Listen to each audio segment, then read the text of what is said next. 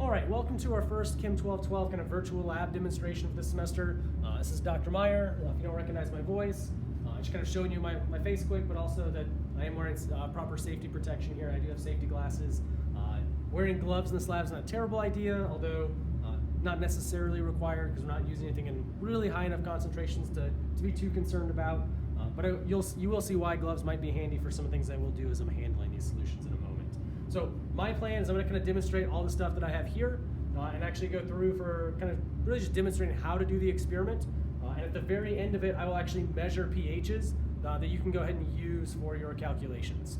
And I will include that in an email as well, but I will also, like I said, I'll demonstrate kind of the general setup of the experiment, and you'll see kind of the data then that you can use that will be giving out to everyone. So setup-wise, what's going on here? So what we're going to be investigating is what we call the acid association constant for a weak acid. So really the weak acid we're going to be taking a look at and kind of trying to investigate is going to be acetic acid.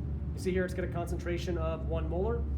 That's going to be the concentration that you want to actually record for the acid solution like HA in your CSE pub information and kind of really the post lab that you're going to be submitting. We're using sodium hydroxide as our base. See here concentration about 0.5 molar. You can put in 0.50 as its concentration into CSE pub. That's going to be the concentration we use for our base. And then I have a third thing here, which is really just deionized water. And what you're going to notice is for each of these different solutions, I have a beaker for each with its own syringe. And the reason I've done that is I need each solution to have its own syringe. I don't want to use the same syringe for each one because I risk cross-contamination. And your setup for this experiment, how you're going to generate all of your solutions that you want to measure your pH for, is that you're going to use these little syringes. And you see on these syringes, you can actually see measurements. They hold up to a maximum of 1 milliliter. And you see a couple black little lines. This little, the top, very thinnest top black line, that's what you can actually look at and measure your volume from. And what I'm going to kind of just briefly show is how do we use these well to measure a volume. Well, I think syringes in general, probably most of you that are used or seen them enough to know most of the intuitive part of using them. If I put in my solution, pull up on the plunger, I'm going to pull liquid up into my syringe. If I'm trying to measure that volume, the little black tip is what I can use to do that, but there's one thing I want to keep in mind, and that's that a lot of the times there might be air bubbles in here, although this particular instance, it looks like I've done a pretty good job of not having it. So let me squirt a little bit out and then pull some air into it. Pull up some more volume. Just going to try to get an air bubble in here to show you what I can do to get it out. So there's an air bubble now that's kind of sitting in here. If I hold it kind of this way, like when you're first drawing it up, that air bubble might be down here at this part of the syringe. You want to get the air bubble out. So what you can do is if you flip the syringe upright, as you kind of like flick the tip of this, and you might see a little bit of liquid pop out. This is why safety glasses, and like I said, if you want gloves, can be useful in this lab. But if you flick the top, you can get the air bubble to rise up to the top of the syringe, and that's kind of the end goal, is get the air bubble to rise. Once the air bubble is at the very top, what you can do is if you're very gentle about it, you can push the air bubble out, and then when you see the liquid start to drip out again and not the air bubble, now you know you have just liquid in here, and your measurement now is accurate. So the best way to go about getting the volumes you need, if you need like 0.3 milliliters, go way past 0.3, or at least make it up to like 0.5 or something. Make sure there's no air bubble that's in there. Flick out the air bubble if you need to, and that way you have some volume that you can push out. So you can push out some of the liquid if you need to. So in this case now I've gotten it to my 0.3 milliliters, which you might not be able to see in the video, that's okay. But that's kind of the general way to get the air bubbles out, try to get the most accurate volume reading that you can from your syringes. Once you have the proper volume in your syringe, you can add it to the well plate as described in kind of the general lab setup. And each of these wells has a mixture of our acid, our base, and water. And they're all set up so they have the same total volume. You'll see that as you start your calculations in the post lab. And our goal now is once we make all of our solutions in our well plate is to measure their pH.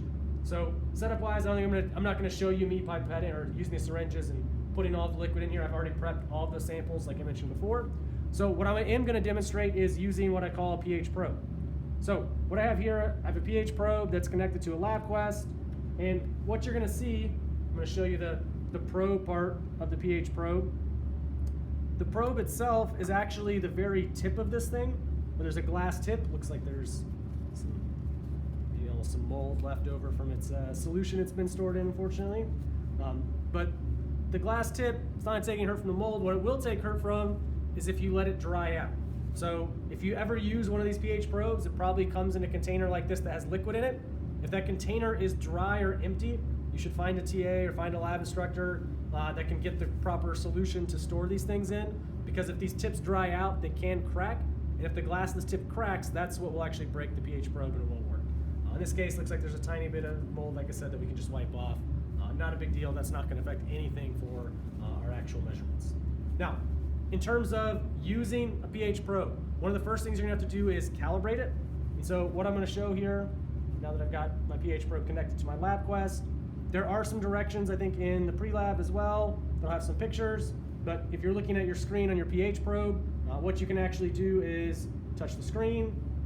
When you touch the kind of red box that's giving you your reading, one of the things you can do is, one of the options on that's going to be to calibrate.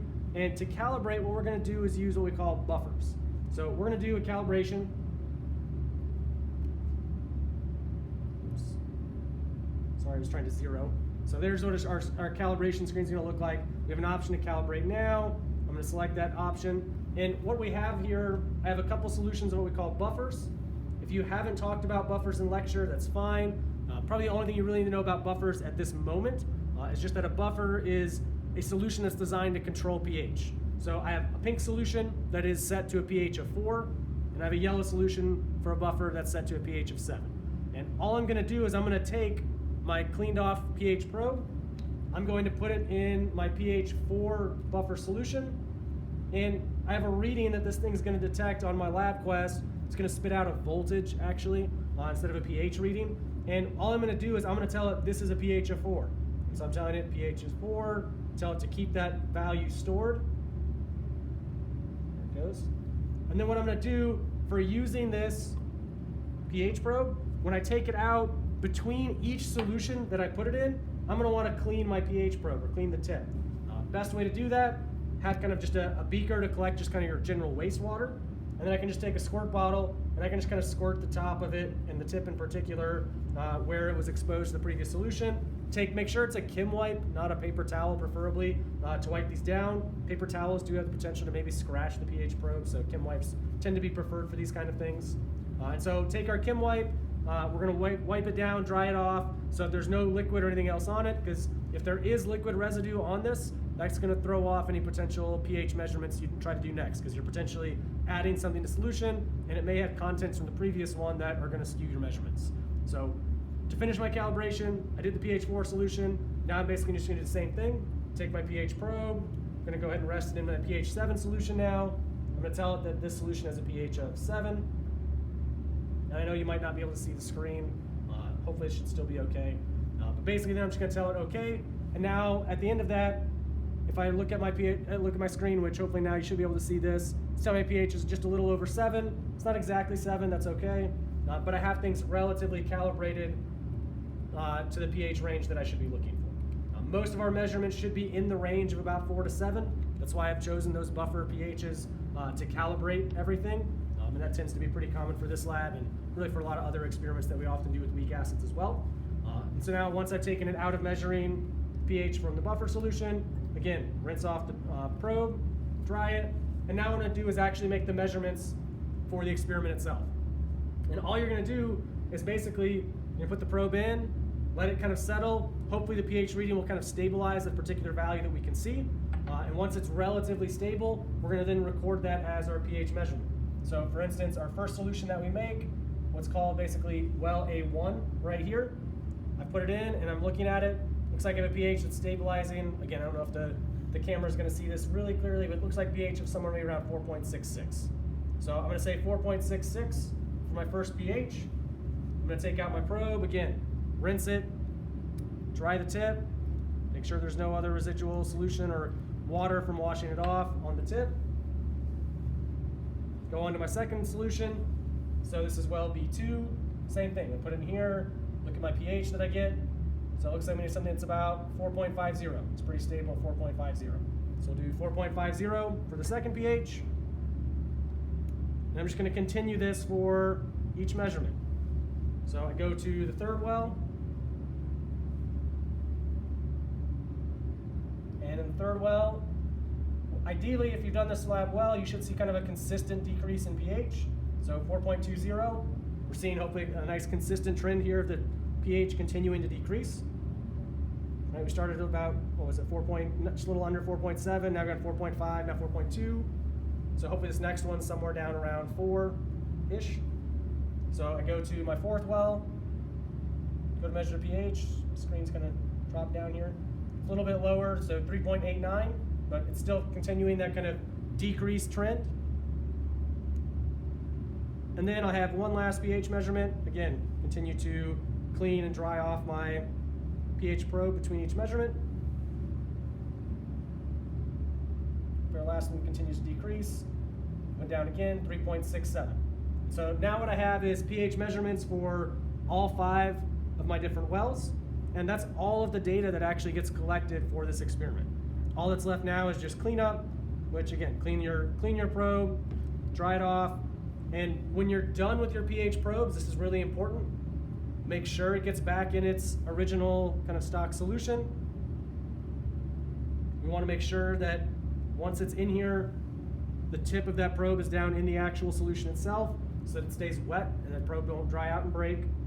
And then the other part of using these pH probes, they're typically stored in these cardboard boxes. They have directions of pointing down. Make sure that your pH probes actually set the proper direction so that it's following that in terms of being able to stand things upright so that the pH probe stays submerged. Now, if you put it upside down in there, people are going to see the little arrows. They're probably going to get stored wrong. If it gets stored upside down, probably the tip's not going to be submerged in water. It's going to dry out and might break. So that's what we're trying to avoid with those probes. The rest of the cleanup, this stuff's pretty easy. Things would normally just go down the sink. We have acetic acid, which is basically just more concentrated vinegar, a pretty low concentration of sodium hydroxide, and water. So most of this you should be able to kind of mix together to neutralize things. Check its pH if you want to with the pH probe that you have. And if it's pretty close to neutral, all this stuff is able to go down the sink. And you, again, lots of water, keep it dilute. Shouldn't be any problems with the waste cleanup for anything particular in this experiment. And that's pretty much it for this lab experimentally. It's one of our shorter experiments from the hands-on standpoint, but the calculations will take a while. There's a lot of information in the pre-lab lecture, the pre-lab video that's posted, and a lot of information in the lab itself, both kind of the printout and in the actual lab procedure about doing the calculations. That hopefully will walk you through that process pretty well. But the end goal is we have 5 wells now, and we can calculate the Ka for acetic acid from all 5 of them, and hopefully we can get a number that's reasonably close to what the Ka value of acetic acid really is. And that's something you can look up online to compare. And like I said, hopefully we're getting at least the right order of magnitude, like right power of 10. And that would signify that we're at least on the right track for being able to do these calculations. If the Ka is like for acetic acid, I think it's like 1.80 to the minus 5th. If you're getting something that's like to the minus 2nd or to the minus 10th, that's obviously way off. But if you're getting like, if it's supposed to be 1.8 to the minus 5 and you get like 5.4 to the minus 5, that's actually not that bad. If you do a percent error, it might look really big, but as long as you're the right order of magnitude for weak acid association, that's actually not that bad in terms of the accuracy. So that's all I have for this time. If anyone does have questions about the experiment or CSC Pub, entering anything there, please feel free to email me as always or your instructors, and we'll be happy to answer questions as best we can. And so we will see you next week.